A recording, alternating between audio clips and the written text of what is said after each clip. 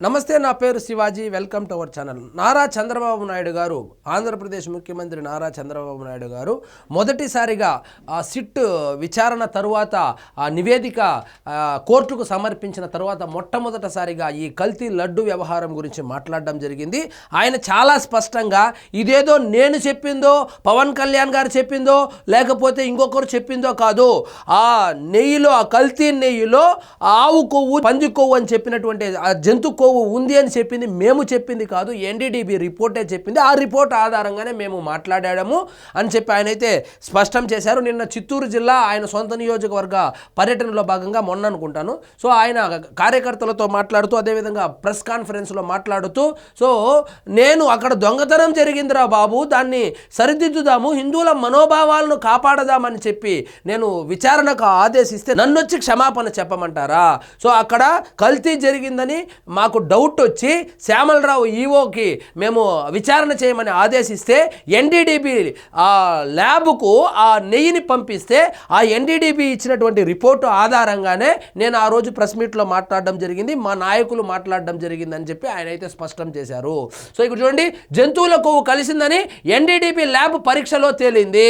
So అదేదో మేమేదో పోయి వాసన చూసో, మేమేదో రాజకీయ కక్షలో భాగంగా జగన్మోహన్ రెడ్డి గారిని ఇరుకున పెట్టాలని చేసినటువంటి పని కాదు. అది ల్యాబ్ ఇచ్చినటువంటి రిపోర్ట్నే మేము చదివాము. తరువాతే విచారణ మొదలైంది. తరువాత నెయ్యే లేదని తెలిసింది. ఆవు కొవ్వు, జంతు కొవ్వు కాదు, అసలు నెయ్యే లేదని తేలింది. సో చర్యలు తీసుకోవడానికి సిట్ వేస్తే నేను క్షమాపణ చెప్పాలంటున్నారు. వైకాపా నాయకులు వెంకటేశ్వర స్వామిని బజారుకు ఈడ్చాలనుకుంటున్నారు.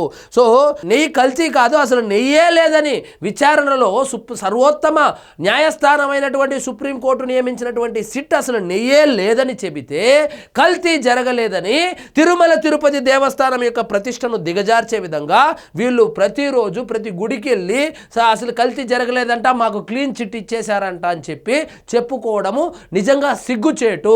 సో మీకు కనుక శ్రీవారి మీద భక్తి లేకపోతే ఎలాగంటే, అందులో చాలామంది మతం మార్చుకున్న వాళ్ళు ఉన్నారు, అది వాళ్లకు రాజ్యాంగం కల్పించినటువంటి హక్కు. సో అది వాళ్ళ ఇష్టము, ఏ మతాన్ని ఆచరించాలి, ఏ దేవుణ్ణి పూజించాలనేది పూర్తిగా వాళ్ళ వ్యక్తిగత విషయము. కానీ ఇక్కడ శ్రీవారిని మీరు పూజించకపోయినా పర్వాలేదు, మీరు నమ్మకపోయినా పర్వాలేదు, కానీ శతాబ్దాలుగా పవిత్రంగా ఉన్నటువంటి ఆ తిరుమల తిరుపతి దేవస్థానం యొక్క ప్రతిష్టతను మాత్రం దిగజార్చేటువంటి ఆ కార్యక్రమాలు చేయొద్దండి. సో శ్రీవారితో పెట్టుకుంటే వచ్చే జన్మ కాదు, ఈ జన్మలోనే అనుభవిస్తారని చెప్పి కూడా ఆయన అయితే చెప్పడం జరిగింది. వైకాపా నాయకులు వెంకటేశ్వర స్వామిని బజారుకు ఈడ్చాలని అనుకుంటున్నారని సీఎం చంద్రబాబు ధ్వజమెత్తారు. తాను మాత్రం అలా చేయనని అన్నారు. కలియుగ దైవంతో పెట్టుకుంటే వచ్చే జన్మలో కాదు, ఈ జన్మలోనే శిక్ష అనుభవిస్తారని చాలాసార్లు చెప్పారని ఆయన స్పష్టం చేశారు. ఇలాంటి ఘటనలు ఎన్నో చూశానని తెలిపారు. నెయ్యిలో జంతువుల కొవ్వు కలిసిందని ఎన్డీడీబీ తెలిపిందని మరోసారి స్పష్టం చేశారు. ఇదేదో నేను చెప్పిందో, నారా లోకేష్ గారు చెప్పిందో, పవన్ కళ్యాణ్ గారు చెప్పిందో, లేకపోతే ఆ చైర్మన్ గారు చెప్పిందో కానే కాదు, ఎన్డీడీబీ ఇచ్చినటువంటి రిపోర్ట్ ఆధారంగానే మేము ఆ రోజు మాట్లాడామని ఆయన అయితే స్పష్టం చేశారు. ఎన్డీడీబీ తెలిపిందని మరోసారి స్పష్టం చేశారు. చిత్తూరు జిల్లా శాంతిపురం మండలం తులసి నాయనపల్లి ఆదివారం ఆయన మాట్లాడారు. కల్తీ నెయ్యి వ్యవహారంపై విలేకరులు అడిగిన ప్రశ్నకు సమాధానమిచ్చారు. వైకాపా పాలనలో తిరుమలలో అనేక ఘోరాలు జరిగాయి, ఒకటి కాదు. ఈ కల్తీ లడ్డు అనేది ఒకటి. అక్కడ శుచి కావచ్చు, శుభ్రత కావచ్చు, అక్కడ మీరు కేవలం నెయ్యి గురించి ఆలోచిస్తున్నారు. మీరు గనుక జగన్మోహన్ రెడ్డి గారు అధికారంలో ఉన్నప్పుడు తిరుమల తిరుపతి దేవస్థానానికి వెళ్ళి ఉంటే అక్కడ ఆ కల్తీ, అదే రసాయనాలతో సింథటిక్ నెయ్యితో తయారు చేసినటువంటి లడ్డు ఎలాగూ తిన్నారో ఒక్కసారి వెనక్కి వెళ్ళి ఆలోచించండి. అందులో ఎన్ని జీడిపప్పులు ఉన్నాయి, ఎన్ని ఎండు ద్రాక్షలు ఉన్నాయి, ఎన్ని యాలకులు ఉన్నాయని. సో అది గ్రేడింగ్ చేస్తే ఏ గ్రేడ్ వాడాలి తిరుమల తిరుపతి దేవస్థానానికి సంబంధించినటువంటి ప్రసాదంలో? జెడ్ గ్రేడ్ వాడేవాళ్ళు అసలు వెతికితే కూడా దొరికేది కాదు, జీడిపప్పు దొరికేది కాదు, ఎండు ద్రాక్ష దొరికేది కాదు, ఇంకా యాలకుల సంగతి దేవుడు ఎరుగు.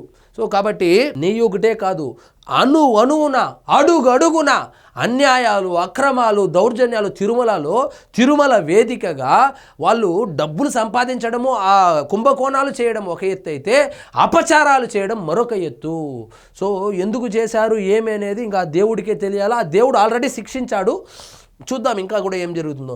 నేను ముఖ్యమంత్రి అయ్యాక స్వామివారి పవిత్రతను కాపాడడానికి, తిరుమలను ప్రక్షాళన చేయడానికి, పూర్వ వైభవం తీసుకురావడానికి తిరుమల తిరుపతి దేవస్థానం ఈవోగా శ్యామలరావును పంపాను. ఆయన ఈ క్రమంలో నెయ్యి నాణ్యతపై అనుమానం వచ్చి నమూనాలను ఎన్డీడీబీకి పంపారు.